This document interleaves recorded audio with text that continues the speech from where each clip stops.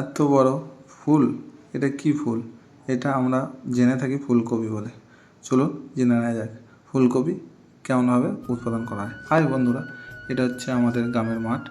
দেখুন কপির সাইজ কেমন। হচ্ছে আমাদের গোটা জমিটা হচ্ছে কপি বাড়ি। এটা 7 কাঠা জমি মোটামুটি কপি হয়েছে। আর এতে চারা আছে মোটামুটি 1700-1800 চারা আছে। এখানে গুনোয় বসানো হয়েছে।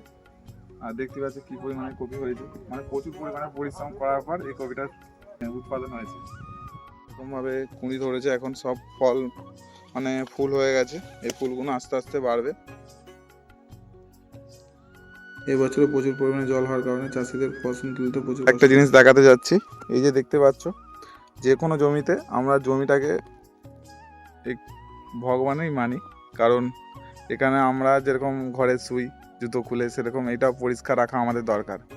আপনারা যেখানে যেই কাজটাই করেন না, তো সেখানে আপনারা কাজের জায়গাটা ভগবানই মানেন, সেরকম আমরাও মাঠে লাগার আগে জুতো খুলে মাঠে প্রবেশ করা উচিত। দেখতে পাচ্ছেন জুতো খুলে জমিতে আসবে।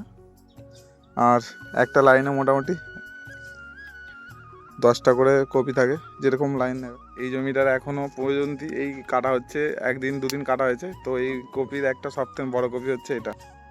দেখতে পাচ্ছ কত পরিমাণে বড়। এই হচ্ছে আমাদের চাষি ভাই লালটু। সেরকম পরিমাণে ঠান্ডা পড়ে না, তার জন্য কপিগুলো সেরকমভাবে হয় না। এইগুলো জ্যাটো কপি, তার জন্য সাইজ কম, মানে একটু মিডিয়াম সাইজ, ভালো সাইজ হয়েছে এবছরে। আর ঠান্ডা পড়ে গেলে আরও দেশি কপি আরও ভালো সুন্দর হয় হচ্ছে। দেখতে পাচ্ছেন কত ছোটো ছোটো এই ফুলগুলো আস্তে আস্তে বড় হবে। এরকম প্রথম ছোট হবে, তারপর এরকম সাইজ আসবে।